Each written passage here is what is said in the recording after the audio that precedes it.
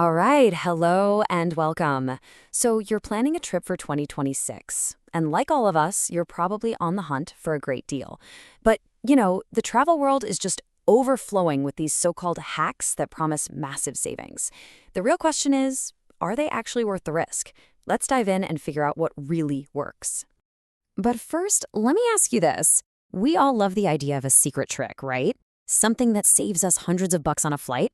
But what if that same trick could blow up in your face so badly that an airline says, nope, you are never flying with us again? Yeah, it's a super controversial practice, and it's called skiplacking. You might also hear it called hidden city ticketing. And while, look, it might seem like a really clever way to beat the system, the consequences if you get caught are absolutely no joke. Okay, so let's really unpack this whole hidden city gamble. We're going to get into exactly what skip-legging is, why it's so incredibly tempting for travelers, and most importantly, why it is a risk you probably do not want to take. So here's how it works. It's pretty simple. Let's say you want to fly from New York City to Dallas. You look it up, and a direct flight is crazy expensive. But then you notice something weird. A flight from New York to Las Vegas that has a layover in Dallas is way, way cheaper. So you book the Vegas flight, but when the plane lands in Dallas for the layover, you just get off. You grab your carry-on, you walk out of the airport, and you just skip that final leg of the trip.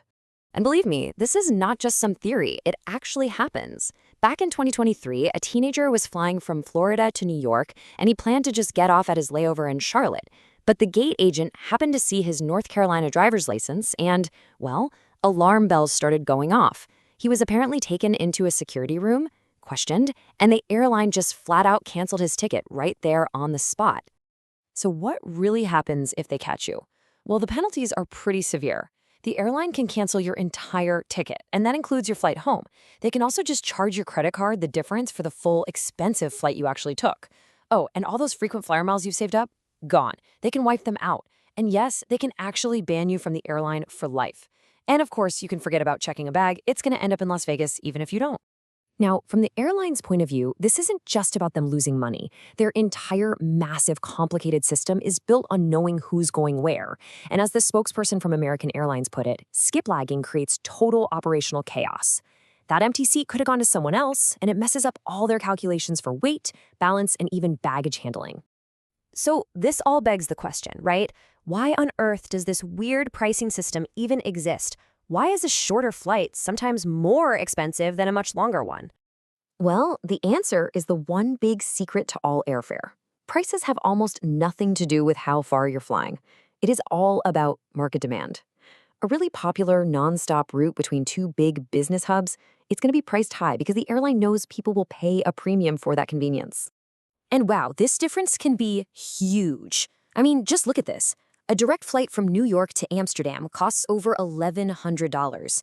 But a flight from New York to London with a layover in that same Amsterdam airport is only $458. That's a potential savings of over $650. You can totally see why travelers are so tempted to try this. Okay, so if the real problem is paying a premium for these high-demand, popular routes, then the smartest solution isn't some risky hack. It's just avoiding that high demand in the first place. And that leads us to a much, much better strategy, something called destination swaps. Think about spring break in Florida, for example. Everybody wants to go to Miami, right? So flights, hotels, everything goes through the roof. But what about Tampa? You've got these incredible beaches right nearby, like Clearwater and St. Pete, an amazing food scene, and just a much more relaxed, family-friendly vibe, all without that crazy peak season price tag. And the savings don't stop at the flight. The cost of living in Tampa is roughly 14% lower than Miami's. That means your budget for hotels, food, and fun stuff to do goes a whole lot further. We're talking real savings here. And this strategy works pretty much everywhere. So instead of the crowds in Punta Cana, why not try the quieter beaches of La Ramona? Instead of the craziness of Cancun, you could explore the incredible food and culture of Oaxaca. For that desert getaway, you can swap pricey Scottsdale or Palm Springs for the amazing scenery and value you'll find in Tucson or Joshua Tree. Okay, so now you know the strategy, but how do you actually put it into practice? Let's walk through a super simple 3-step playbook for finding legit travel deals in 2026. First up, Book as soon as you can, seriously. For a trip like spring break, data from Google Flights shows the best domestic prices are found between 23 and 59 days out. Step 2, be flexible with your dates. Just flying on a Tuesday or Wednesday instead of a Friday or Sunday can literally save you hundreds. And third, and this is my favorite, if you don't have your heart set on one specific place, use the Google Flights Explore tool. Just plug in your dates and let the deals tell you where to go. And this isn't just theory. These strategies really work. Southwest recently had a sale with one-way flights to Orlando for spring travel for as little as $49. $49. The deals are absolutely out there if you just approach your search with a little flexibility. All right, for our last piece here, let's zoom out and look at the big picture. What are the experts actually predicting for airfare prices for the rest of 2026? Well, according to the big 2026 forecast from American Express Global Business Travel, the overall outlook is pretty stable. Now, I know this map has a lot going on, but the key takeaway is that for most of the world, they're expecting prices to stay pretty flat or only see some very small increases. And when we drill down specifically on North America, the news is even more encouraging. Domestic economy flights are actually predicted to fall a little bit. And get this, economy flights to Europe are forecast to drop by 1.5%. So what this all means is that we aren't expecting massive price hikes. And that means that these smart, flexible booking strategies are going to be even more effective. So when it all comes down to it, what's the smartest travel move you can make in 2026? Look, it's not about finding some risky loophole that might get you banned from an airline. It's about understanding how the system works.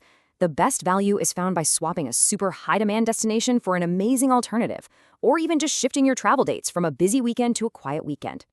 Ultimately, it's not about hacking the flight. It's about hacking your perspective.